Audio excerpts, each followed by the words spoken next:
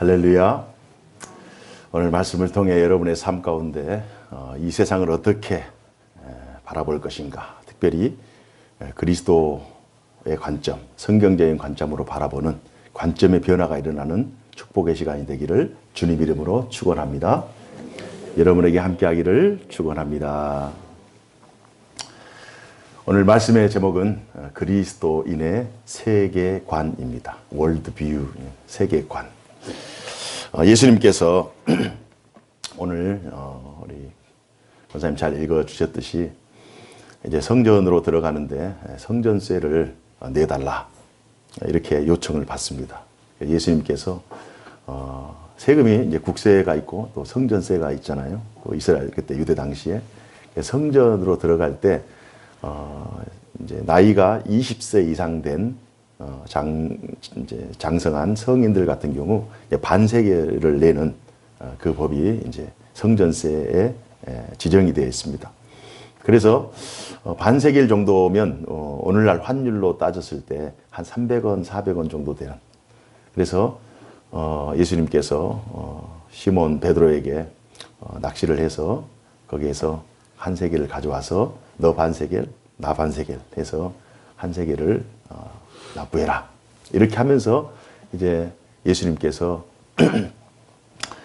성전세를 내지 아니한 것이 아니라 예수님께서 마땅히 본인이 해야 될 의무를 감당하는 그러한 내용이 오늘 본문에 기록되어 있습니다.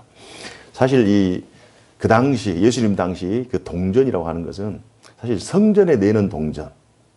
그러니까 유대 이스라엘 백성들이 주조하고 또 그들이 참 거룩한 돈이잖아요.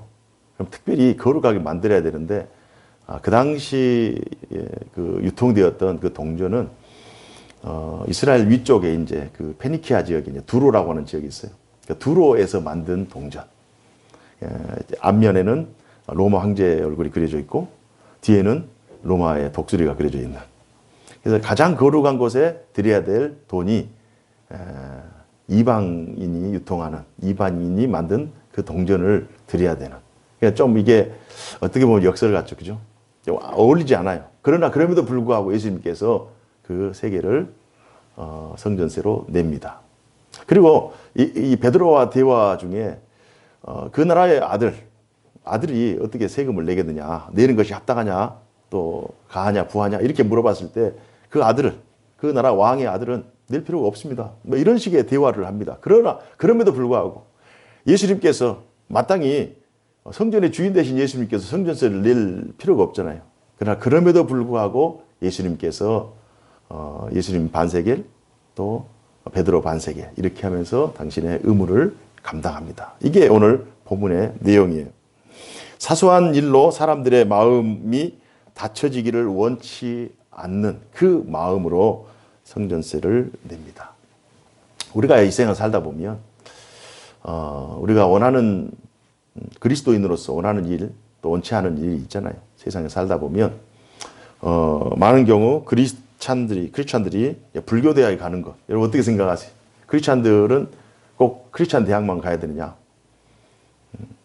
또 크리스찬들이 직장에 다닐 때 뭐 술자리나 회식 자리 있을 때 참석을 해야 되냐 말아야 되냐 뭐 그런 문제들로 고민을 하죠. 우리가 어떤 관점을 가지고 세상을 바라볼 것인가? 어떤 관점으로 세상 사람들과 함께 어우러지며 살 것인가? 이 부분이 굉장히 중요해요. 그래서 오늘 우리가 읽은 이 본문은 단순히 세금 문제를 떠나서 성전세라고 하는 어떤 특정한 문제를 떠나서 어떻게 하면 그리스도인들이 세상을 바라볼 수 있는 그 그리스도인이 세상을 바라보는 관점, 그 세계관, 기독교 세계관 혹은 크리스찬들의 세계관에 대한 좀 더 확장된 개념의 본문으로 접근을 해야 우리가 이 본문을 좀 더 충분히 이해할 수 있겠다 생각을 해봅니다. 한마디로 이제 오늘 본문은 이제 세계관에 관한, 기독교 세계관에 관한 그 내용이에요. 그래서 오늘 지엽적으로 오늘 본문에 성전세 혹은 세금에 관한 내용이 잠깐 언급됐지만 그렇다면 우리 그리스도인들은 이 세상에서 정치, 경제, 문화, 사회, 외교 또 믿는 사람들, 믿지 않는 사람 막 뒤섞여 살잖아요. 우리가 직업을 구하는 거, 대학 가는 거, 직업을 구하는데 믿는 자들이 하는 직업 또 회사만 들어간다. 그거 불가능해요. 믿지 않는 사람들과 모여서 산다 그러면 수도원 생활을 해야 돼요. 크리스찬 입장에서 직업을 갖는데 나는 거룩한 직업 혹은 말씀에 충실한 그런 직업을 갖는다 그러면 여러분 다 목사님 해야 돼요. 다 선교사님 해야 되고 그냥 그럴 수는 없어요. 그래서 우리는 세상에 함께 그들과 더불어 살아요. 그러나 우리는 특별한 존재, 구별된 존재이기 때문에 우리가 세상을 바라보고 또 세상이 우리를 기대하는 그 가치관이 있어요. 그래서 그게 이제 세계관이라고 하는 그 관점이에요. 그래서 세계관은 어떻게 보면 안경과 같다. 이렇게 많은 사람들이 얘기하면 세계관은 안경과 같다. 사물을 인식하는 틀. 어떤 안경을 가지고 세상을 바라볼 것인가? 어떤 칼라를 가지고 세상을 바라볼 것인가? 기독교의 가치관으로 성경적인 가치관을 바라볼 것인가? 세상적인 가치관으로 세상을 바라볼 것인가? 이게 이 어떤 안경을 쓰고 세상을 바라볼 것인가? 그러면 그 자기가 가지고 있는 사고의 틀로 말미암아 그 결과, 해석이 다 달라져 버려요. 그렇기 때문에 기독교인들은 기독교 세계관을 가지고 있는 것이 중요합니다. 알버트 월터스라고 하는 이제 그 학자가 세계관을 연구하는 학자가 세계관이란 사물에 관한 기본적 신념들의 포괄적 틀이다. 좀 말이 어렵죠. 기본적 신념, 자신들이 가지고 있는 어떤 생각들, 그 생각들을 가지고 사물을 바라보는 어떤 틀. 그래서 이 세계관이라고 하는 것은 모든 사람들이 다 가지고 있는 거예요. 모든 사람들이. 그래서 자기가 어떤 세계관을 가지고 있는가, 특별히 그리스도인들은 어떤 세계관을 가지고 있는가 굉장히 중요해요.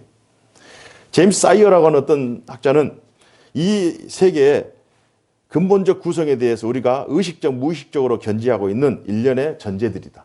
말이 좀 어렵습니다만은 우리가 의식하고 있든 무의식하고 있든 어떤 우리가 생각하고 있는 어떤 전제들, 이럴 땐 이렇게 하다, 저럴 때는 저렇다, 이 사람은 이렇다, 저 사람은 저렇다, 이때는 이렇게 하자, 뭐 이런 것들, 우리가 행동을 하는 데 있어서 어떤 우리의 개념들, 전제들 있잖아요. 우리 생각들, 그것이 세계관이라고 하는 거예요. 좀 이렇게 어렵게 이렇게 나열했지만 여러분들이 다 지금 세계관을 가지고 있어요. 세계관의 특징은 일반성을 가지고 있는 거예요. 모든 사람들이 다 세계관을 가지고 있어요. 본성적으로 세상에 돌아가는 이치라든지 어떤 사물에 대한 그 상황을 판단하는 기준이라든지 이런 것들은 누가 가르쳐주지 않아도 다 나름대로의 각자 생각이 있잖아요. 다 각자 생각이.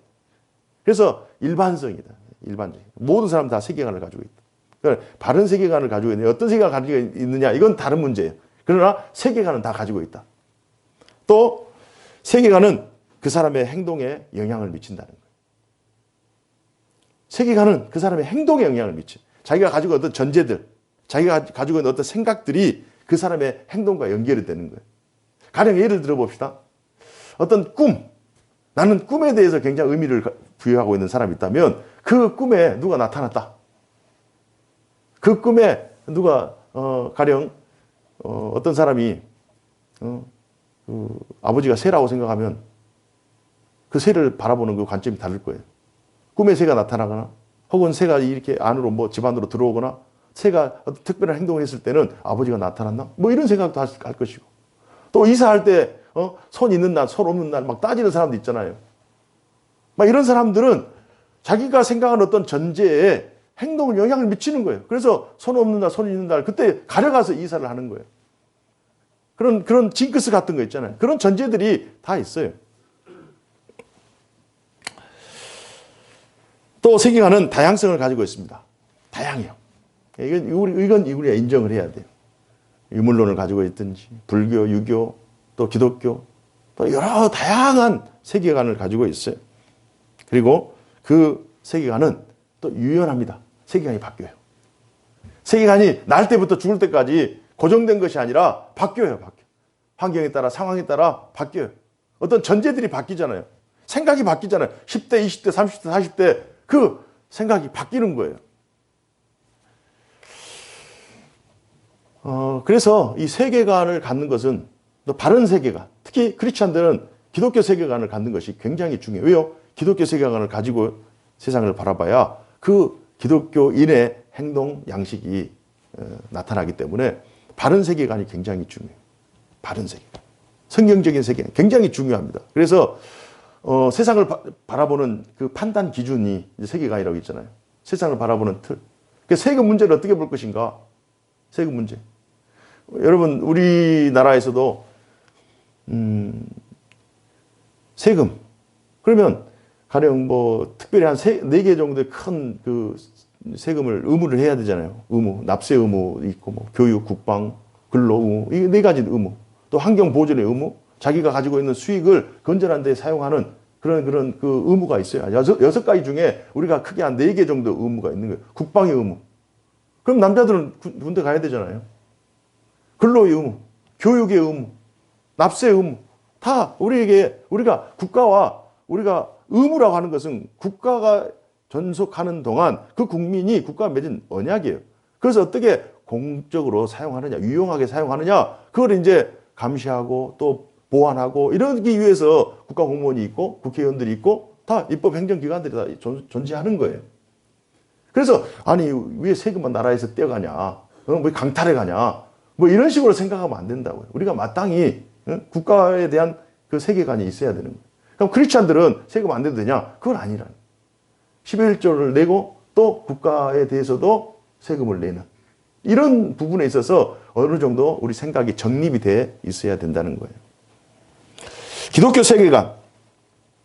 어떤 사건이 일어났을 때 기독교인들은 그 사건에 대해서 어떻게 해석할 것인가? 전도라고 하는 것은 한마디로 세계관을 바꿔주는 것입니다. 전도는 세계관을 바꿔주는 거예요.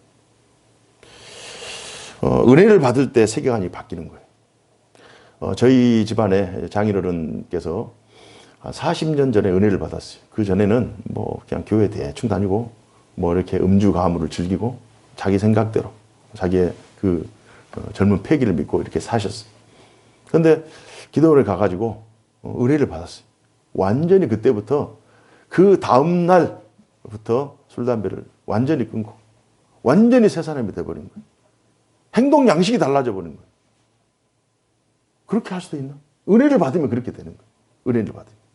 세계관이 바뀌어버린 거예요. 성경 중심에. 그래서 뭐 새벽기도 뭐 교회 잘 안 나가신 분이 그 날로부터 몇 년 동안 새벽기도 하는 거예요. 그리고 기도하면 막 3시간, 4시간씩. 철야를 하면서. 그러면서 전도하고. 신학생들에게 간증하고. 국민일보에 간증하고. 전도하려면 복일도에 대우 본사 찾아가서 한 200명 정도 막 버스 빌리고 병원선 빌리고 해서 노화도 전도 막 200명 정도 해서 극동방송이 막 가서 취재하고 막 그럴 정도로 이건 사람이 하는 일이 아니죠. 완전히 세계관이 바뀌어버린 거예요. 그래서 전에는 더 많이 가지려고 했었겠죠. 성공하고 출세하려고 했었겠죠. 그러나 지금은 가지고 있는 것에 대해서 감사하면서 평생을 사는 거예요. 관점이 바뀔 때 사람들을 이해하게 됩니다. 그래서 세계관이 바뀌어요. 세계관이 바뀌어야 그 사람들을 이해하게 돼요. 10대, 20대, 30대, 40대. 자식의 입장에서는 아버지를 이해하지 못해요. 그러나 자식이 아버지가 됐을 때 아버지의 마음을 이해하게 되는 거예요. 어머니도 마찬가지. 제가 얼마 전에 아버지랑 통화하면서 참 마음이 너무 안 좋아서 너무 감사해서 막 눈물을 흘렸어요. 막 차에서 아버지가 왜 그러냐 막 그런. 제가 아이들 셋을 키우는데요. 아이들이 뭐 다 남자들이니까 얼마나 재밌겠어요. 막 이제 시끌시끌하고 막 크잖아요. 그런데도 불구하고 자식이니까 크는 재미가 있잖아요. 이게 초, 중, 고 이렇게 해서 이렇게 크는 재미가 있어요. 이놈 다르고 저놈 다르고 클 때마다 다 다르고 또 행동 방식도 다르고 관심도 다르고 그러니까 그런 재미가 있잖아요. 자식을 키우면서 뭐 고생도 하지만 재미가 있잖아요. 근데 저희 아버지 같은 경우는 초등학교 7살 때 저희 자식 사남매를 다 목포로 보내고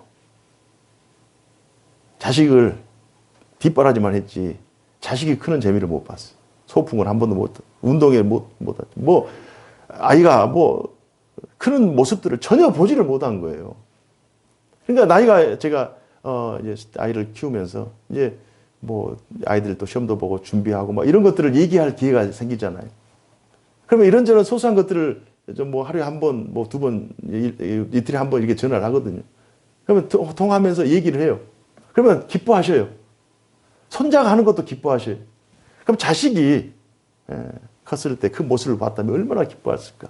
제가 제 입장에서 아버지가 그 기쁨을 맛보지 못하고 30대, 40대, 50대를 보냈다 생각하니까 너무 가슴이 미어지는 거예요. 그러니까 이게 관점이 바뀌어지는 거예요. 자식이 아버지가 되고 아버지가 되니까 아버지 입장을 이해하는 거예요. 세계관이라고 하는 것은 그런 거예요. 어떤 사물, 어떤 그 상황, 어떤 사건을 바라보는 관점이 세계관이에요. 기독교인들은 어떻게 바라볼 것인가? 기독교인들은 어떻게 세상을 바라볼 것인가? 기독교인이 됐을 때, 은혜를 받았을 때, 성경적인 가치관을 가지고 있을 때, 그 변화된 세계관, 가치관으로 세상을 바라보면 세상이 달리 보이는 거예요. 사람들이 달리 보이는 거예요. 교회 공동체가 달리 보이고, 가정이 달리 보이고, 아버지, 어머니가 달리 보이고, 내 자식들이 달리 보이는 거예요. 완전히 달리 보이는 거예요. 기독교 세계관을 이해하기 위해서 몇 가지 질문을 해볼 필요가 있습니다. 가장 중요한 질문. 우리는 누구인가? 나는 누구인가? 나는 누구인가? 이게 굉장히 중요해요. 나는 그냥 자연 발생적으로 아메바가 이렇게 진화돼가지고 우연히 어떻게 하다 보면 인간이 된 그러한 많은 개체 중에 뭐 자연에 속해 있는 어떤 한 특별한 개체인가? 이렇게 생각하는 그 진화론자들이 있는가 하면 우리는 아니잖아요. 우리는 하나님께서 하나님의 형상대로 우리를 창조하신 피조물이다. 나는 하나님과 연결되어 있는 하나님의 자녀다. 나는 하나님의 나라의 거룩한 백성이다. 저 천국을 소망 가운데 바라보며 이 세상을 살아가는 하나님의 택함 받은 하나님의 백성이다. 나는 누구인가? 이 부분에 대해서 정확한 이해가 있어야 돼요. 여러분들은 누구세요? 제가 방금 말씀드렸던 그런 고백과 동일한 고백을 하고 있는 하나님의 나라 백성인 줄로 믿습니다. 나는 누구인가? 나는 어디로 가고 있는가? 나는 어디로 가고 있는가? 인생을 살아보면 인생은 우리 기독교인들은 직선적인 세계관을 가지고 있거든요. 출생, 성장, 성숙 하면서 이제 천국까지 가는 거예요. 이 세상 현세와 내세에서 직선적인 세계관을 나는 지금 어디로 가고 있는가? 불교는 윤회한다고 하잖아요. 나는 어디로 가고 있는가? 여러분 어디로 가고 계세요? 천국을 향해 가고 있는가? 맞습니다만 좀 더 구체적으로 우리는 어디로 가고 있는가? 아버지께로 가고 있는 거예요. 아버지께로 가고 있는 거예요. 아버지께로. 아버지가 우리를 기다리고 있는 거예요. 아버지의 그 품으로. 아버지의 그 위로의 그 넓은 품으로 아버지에게 가고 있는 거예요. 우리는 무엇을 위해서 살고 있는가? 하나님의 나라 구속 역사. 하나님의 뜻이 하늘에서 이루어진 것처럼 이 땅에서도 우리를 통해서 이루어지기를 원하나이다. 하나님의 나라, 하나님의 영광을 위해서 우리가 살아가고 있는 거예요. 나는 누구인가? 나는 어디로 가고 있는가? 나는 무엇을 위해 살고 있는가? 이 부분에 대한 전체적인 이해가 세계관을 결정하는 거예요. 이 부분에 대해서 분명해야 우리가 기독교 세계관을 가지고 세상을 평가하는 거예요. 나는 누구인가? 저 사람들은 누구인가? 나는 어디로 가고 있는가? 저 사람들은 어디로 가고 있는가? 나는 무엇을 위해 사는가? 저 사람들은 무엇을 위해서 사는가? 이 부분에 있어서 구별이 되는 거예요. 그래서 난 이렇게 살고 있는데 저 사람들은 그렇게 살지 못한다. 그러면 어떻게 해야 돼요? 저들이 추구하고 있는 세계관을 바꾸는 거예요. 이게 전도입니다. 나와 같이 내가 가는 길, 내가 하는 그러한 삶의 내용으로 저들도 그렇게 살았으면 좋겠다. 라고 하면서 내가 샘플이 되는 거예요. 본보기가 되는 거예요. 마이클 호튼이라고 하는 신학자는 기독교 세계관의 기초는 하나님의 주권이라고 해요. 하나님의 주권을 인정하는 것. 우리가 기독교인으로서 크리스찬으로서 세계관을 바라봤을 때 모든 세상에 하나님의 절대 주권이 작용하고 있다. 모든 영역에서 정치, 과학, 경제, 문화, 사회, 예술, 종교 모든 영역에 하나님의 절대 주권이 자리 잡고 있다. 이게 가장 중요한 거예요. 이게 세계관을 형성하는 데 가장 기초가 되는 거예요. 하나님의 절대 주권. 예수님께서 베드로와의 그 대화 속에 하나님이 이 세상의 주인이시다. 아버지가 이 세상의 주이고 나는 아들인데 내가 세금을 내야 될 필요가 있냐? 그러나 다른 사람들이 시험에 들까 봐, 다른 사람들이 실망할까 봐 세금을 내는 거예요. 예수님의 세계관의 전제에는 이 세상의 주인은 하나님 아버지시다. 이 세상을 통치하시고 이 세상을 다스리시는 분은 헤롯 대왕이나 로마의 황제 시저가 아니라 하나님 아버지다. 하나님의 절대 주권이 전 영역에 펼쳐져 있는 거예요. 그래서 우리가 어떤 대학에 가냐, 뭐 안 가냐, 불교 대학에 가냐, 안 가냐, 믿는 사람이랑 만나냐, 안 만나냐, 이게 중요한 것이 아니에요. 하나님의 절대 주권, 하나님의 절대 그 영향력 아래에 우리가 있기 때문에 우리는 그 안에서 자유하는 거예요. 성경적인 세계관을 가지고 하나님의 절대 주권을 신뢰하는 그 신뢰함을 가지고 세상 사람들을 자유롭게 만나는 거예요. 세상 사람들을 만나야 그들의 세계관을 바꿀 거 아닙니까? 세상 사람들을 만나야 그들 안에 들어가야 세상의 빛과 세상의 소금이 돼야 그들을 변화시킬 거 아니에요. 그래서 이런 바른 세계관, 성경적인 세계관, 기독교 세계관을 가지고 있어야 우리가 전도도 하고 세상에서도 능력 있는 그리스도인으로 살아갈 수가 있는 것입니다. 이런 세계관이 없을 때, 세상 사람들을 막 피해 다니고 세상 직업들을 피해 다니면 그건 이제 신비주의자가 되는 거예요. 세상이 배타적이다. 교회가 세상에 대해서 배타적이다. 교회가 세상과 너무 거리가 있다. 이렇게 하면 어떻게 세상 사람들이 교회를 보고 하나님을 알겠어요? 우리 교회가 지향하는 세계관은 이렇습니다.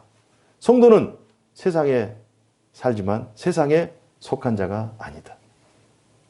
우리는 세상에 살아가요. We are in the world. 우리는 세상에 살고 있어요. 그러나 we are not in the world. 우리는 세상에 속한 자가 아니에요. 세상에 속한 자가 아니에요. 세상에 살아요. 더불어 살아요. 그러나 세상의 가치, 세상의 개념, 세상의 세계관에 함몰되어져서 세속적인 그런 삶을 사는 사람들이 아니에요.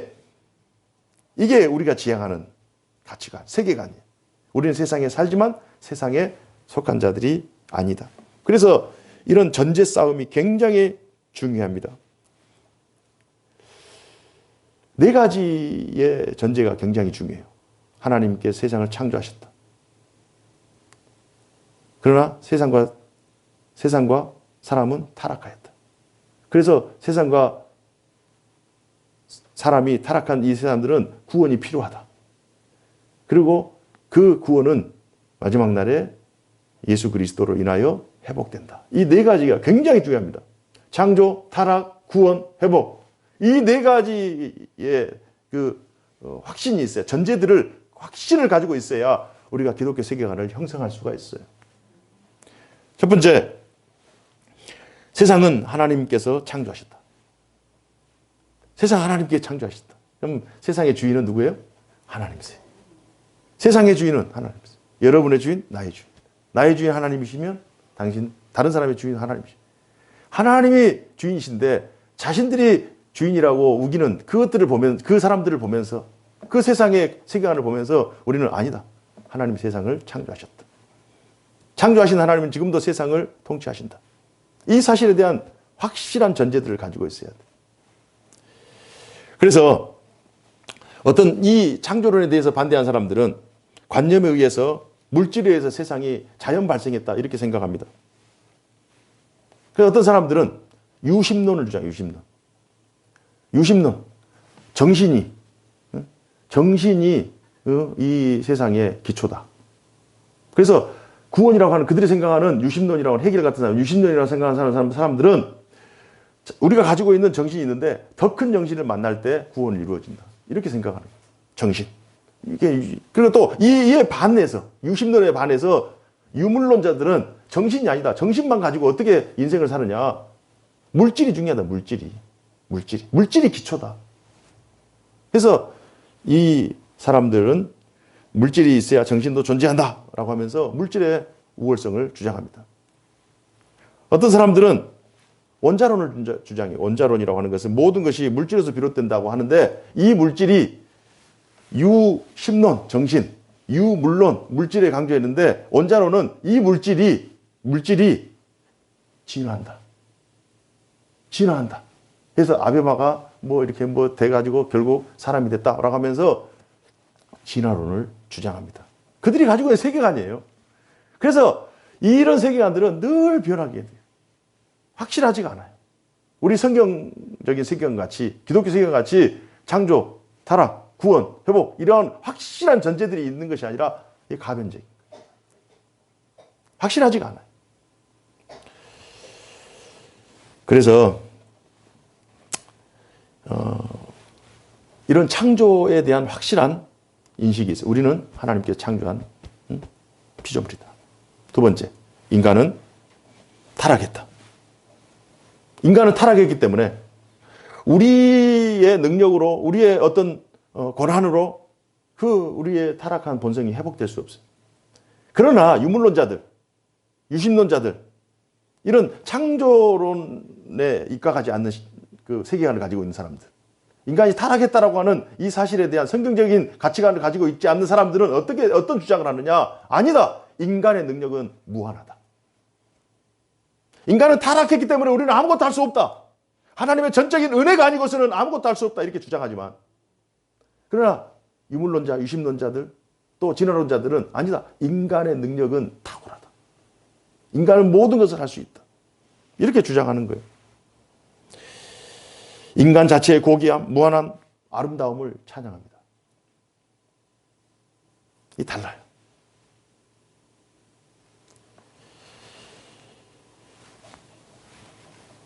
성경적인 가치관을 가지고 있는 사람들은 인간이 가장 아름답게 창조되었음에도 불구하고 인간이 지나친 호기심으로 인해서, 죄로 인해서 타락했잖아요. 그래서 그 타락의 회복, 구원이라고 하는 그 구원이 하나님으로부터 말미암는다. 이렇게 고백을 하는 거예요. 그러나 유물론자들은 만물의 모든 것이 하나님으로부터 말미암지 않고 자연 도태, 자연 발생, 자연 도태, 이걸 주장하는 거예요. 그래서 구원이 자기들을 영혼으로부터, 자기의 생각으로부터, 정신으로부터, 물질로부터 말미암는다. 이렇게 주장하는 거예요.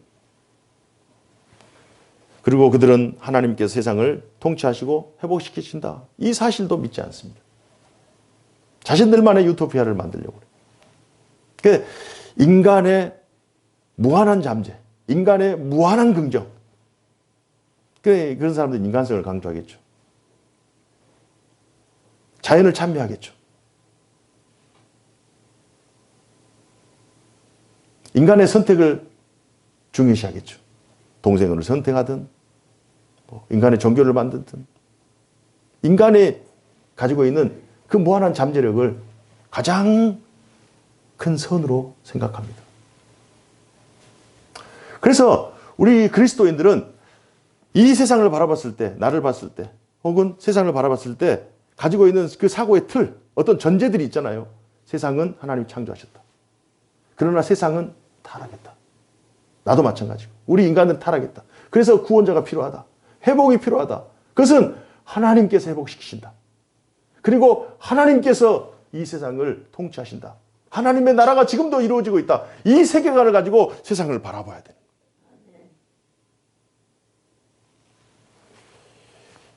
그래서 신앙 고백이 중요합니다. 신앙 고백이 중요해요. 오늘 예배 때도 신앙 고백했잖아요. 나무가 있으면 그 나무를 구성하고 있는 뭐 가지가 있을 것이고 열매가 있을 것이고 꽃이 있을 것이고 줄기가 있을 것이고 그리고 그 땅 속에 뭐가 있어요? 뿌리가 있잖아요. 뿌리. 이 뿌리가 썩어버리면, 뿌리가 죽어버리면 줄기도 죽어버리고 열매도 죽어버리고 꽃도 죽어버리고 다 죽어버려요. 그러나 뿌리가 살아있으면 줄기도 살고 열매도 살고 꽃도 살고 다 살아요. 이게 세계관이고. 이게 세계관.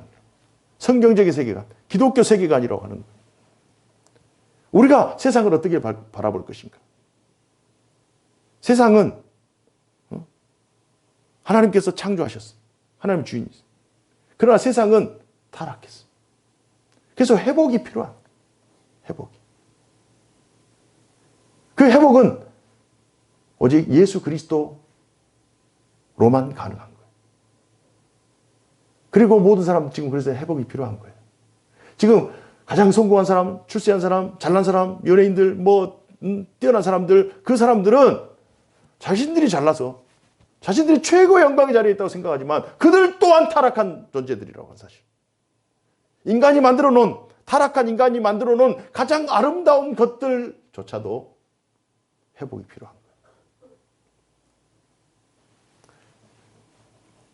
창조, 타락, 구원, 회복이라고 하는 이 관점을 가지고 세상을 바라봐야 돼요. 그래서 우리가 만나는 사람들, 우리가 세상에 속해서 이 세상 안에 살지만 그러나 그 안에서 속해 있지 않잖아요.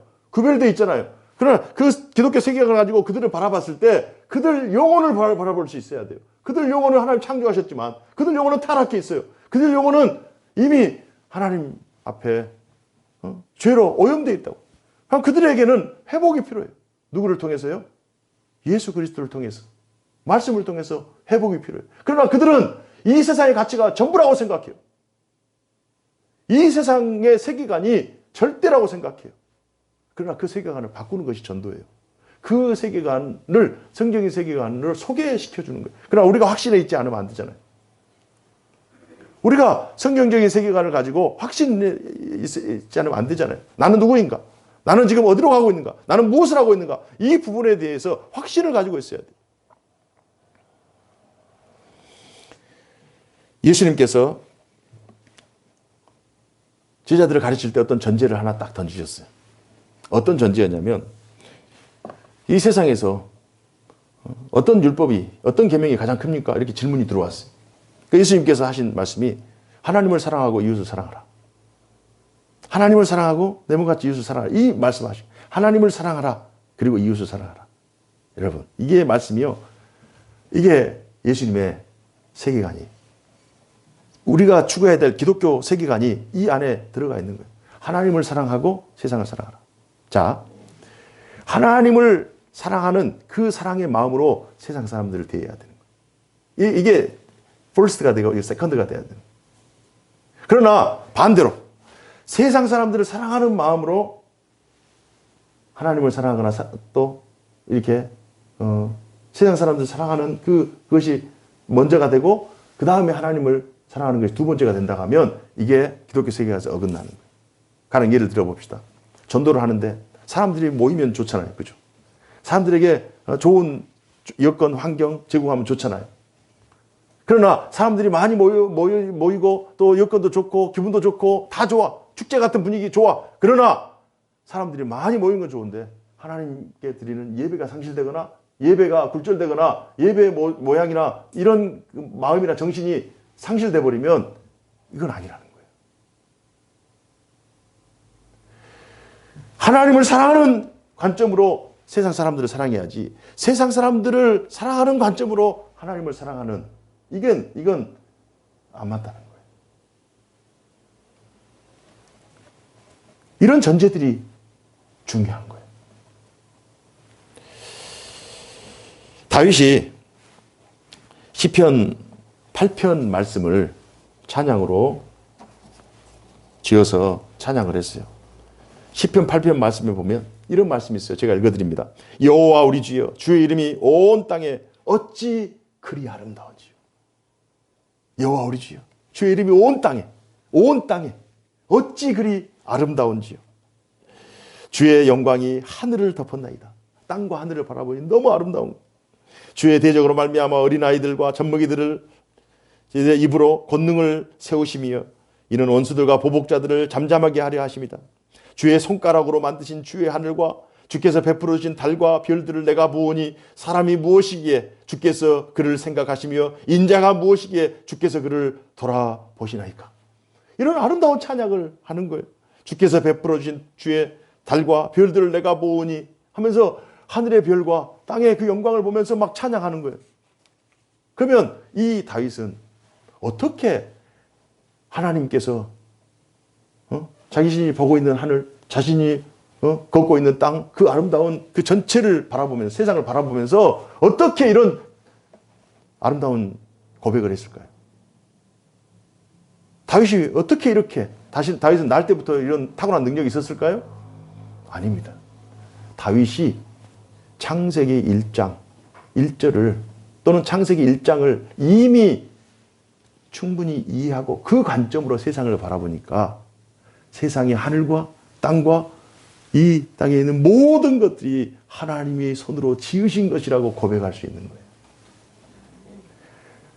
그래서 우리에게 기독교 세계관이 필요한 거예요. 돈 문제, 자녀 문제, 성공 문제, 출세 문제, 우리 인간의 그런 모든 삶의 전반, 어떤 사건들이 발생했을 때 그것을 어떤 전제를 가지고 바라보느냐, 어떤 안경을 쓰고 바라보느냐. 저는 단순히 오늘 본문이 세금 문제라고 생각하지 않습니다. 세계관의 문제. 하나님이 절대 주권, 하나님이 주인이시다. 그런데 성전세 내고 다른 사람들의 마음이 실망하지 않도록 다른 사람을 품고 가는 거예요. 만약 이런 하나님의 절대 주권에 대한 확신이 없었다면, 이 세계관이 예수님께서 없었다면 성전세 안 냈겠죠. 이방인이 만든 동전이고 내가 하나님의 아들인데 왜 그걸 내냐, 이렇게 나왔겠죠. 우리가 세상 사람들을 대할 때도 마찬가지예요. 세상 사람들을 적대적인 관계로 대해서는 안 돼요. 그들을 만나고 그들을 이해하고 똑같은 세계관을 가지고 있어야 충분한 이해가 되잖아요. 그들은 다른 세계관을 가지고 있는 거예요. 그들은 우리와 생각이 달라요. 전제가 달라요. 세상을 바라보는 전제, 세상이 어떻게 돌아가는 전제, 세상의 처음과 끝이 어떻게 진행되고 있는 그 전제들이 다르기 때문에 다른 것을 이상하게 생각하면 안 돼요. 바울은 고린도전서 10장 31절에 이런 말씀을 합니다. 그런즉 너희가 먹든지 마시든지 무엇을 하든지 다 하나님의 영광을 위하여 하라. 먹든지 마시든지 무엇을 하든지 기독교 세계관, 성경적인 세계관을 가지고 하라.